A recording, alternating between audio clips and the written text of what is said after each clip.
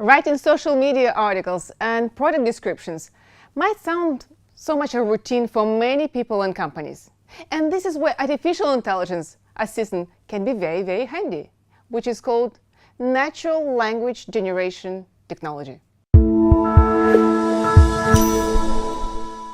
Stephen, there are many different artificial intelligence assistants in the market today. Some assistants analyze data, analyze images, analyze documents, reports, and your artificial intelligence assistant is writing content. I wouldn't even call it an assistant. I would call it a tool that enables us to write stories, to write narratives, more efficiently and on scale.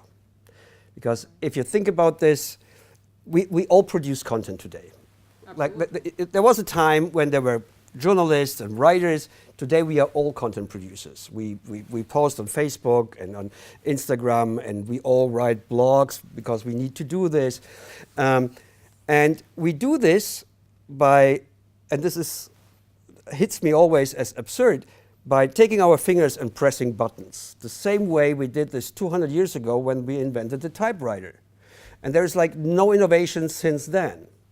And what we did is we made the next step by using AI to write or to offer a software that will actually write for you. You teach the machine what to say, and then it writes for you. Then in social media, because we write, as you say, numerous posts and articles, it can help us write those blogs. Am I correct? It can help you write a news stream. We just released a version of it that curates third-party blog posts and news, decides which one are those by analyzing keywords, which are the ones that fit your topic, and then packs them into story, and it says, we found this interesting article about ABC on that blog post. Here is a link, and then it posts it to Facebook and to Twitter, and it creates a curation, a news curation stream for you fully automatically. So does it mean, let's say, that if I wrote a number of blogs and articles for the last couple of years, it can compile and write a book for me that I can publish? Well, it probably could. The effort in teaching the machine what to write would be too big. Very often I'm asked, will this replace my copywriters? And my answer is no, it will not. It will enable them to do more interesting things. A typical use case for our software is product content, descriptions of products. Descriptions, the routine part. It's a routine part, it's a very boring part. Imagine you would have to write copy for 15,000 different car tires. Nobody wants to do this. I don't want to do this. I would run out of things to say after the car tire number 3. But this needs to be done. And in e-commerce, it probably needs to be done in multiple languages. So if you have to write copy for 15,000 car tires in 12 different languages, this is a lot of work. This takes a lot of time. It costs a fortune.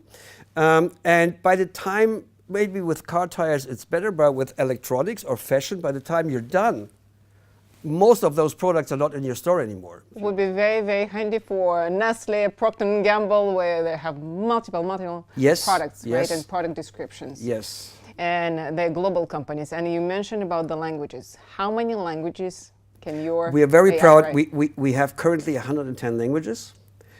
I'm going to be honest with you. Nobody needs 110 languages. We just did it because we can. And to prove a point, we have even like languages that you've never heard of, like Church Slavonic. I've never heard of it. Because we have very, very smart people, computer linguists and scientists working on this. And actually we used machine learning and AI to develop parts of our software. and to implement all the grammar AI for those 110 languages. But let's be honest, as we know, Eastern languages are very different. Russian is different, the structure itself is different. German structure of sentence is very different from English. So how it's kind of grasping that different construction of the sentence? This is the part where the AI hits in. Our AI supports the user in terms of grammar, in terms of syntax.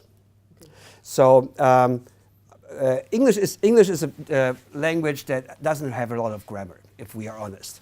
If you look at languages like Finnish, that has like 16 different cases and I don't know how many genders, it's one of the most complex languages on the planet.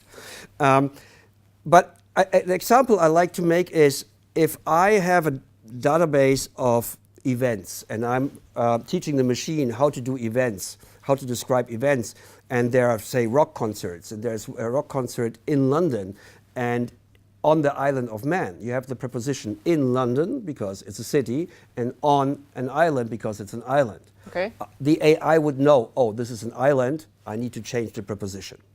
Oh, right. This is a very small example in a fairly simple language like English. It gets more complicated in languages like Polish or Finnish or Hungarian. It's, again, easy in Mandarin. But and honestly speaking, let's say, we have some articles written by artificial intelligence, by your assistant or whatever you call it, the software. Does it still need a certain human touch after editing or scanning?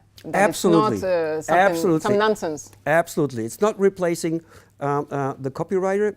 It's doing the stuff that nobody wants to do. Nobody wants to write 4 weather reports a day. And we are writing them only for the whole country because we don't have the capacity to write them for 40,000 different cities. With our software, you can have a weather report for every town, for every village, for every city. Okay, you give a certain structure. Yes, and this, this leads. We just won a journalistic award. The Stuttgart Nachrichten won an award for air quality reports. 400 different places where they measure air quality.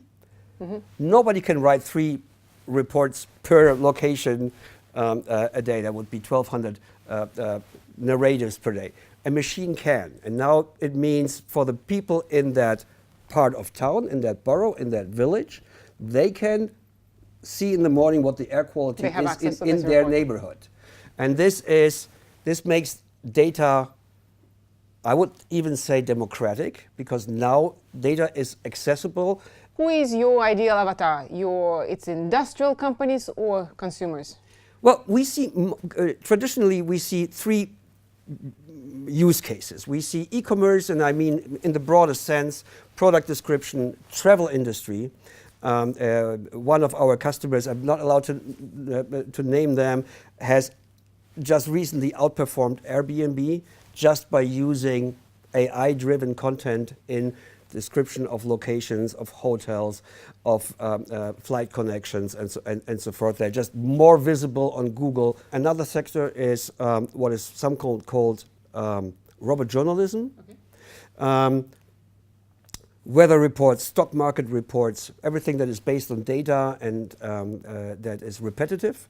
And the third part is business reports, making sense of business data, explaining business data to different stakeholders, to the board of directors, to the investors.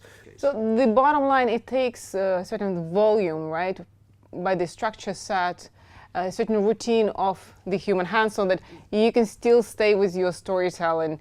Telling stories is something that is very, very, very human, and only humans can do this. So let's stay human and have those software help us in the routine time. I will. Thank you, Stephen. Thank you for the interview. Thank you for having me. Thank you for watching this interview with Stephen Morel from AX Semantics, and stay tuned to our next episode of Inside Tomorrow with Yelena.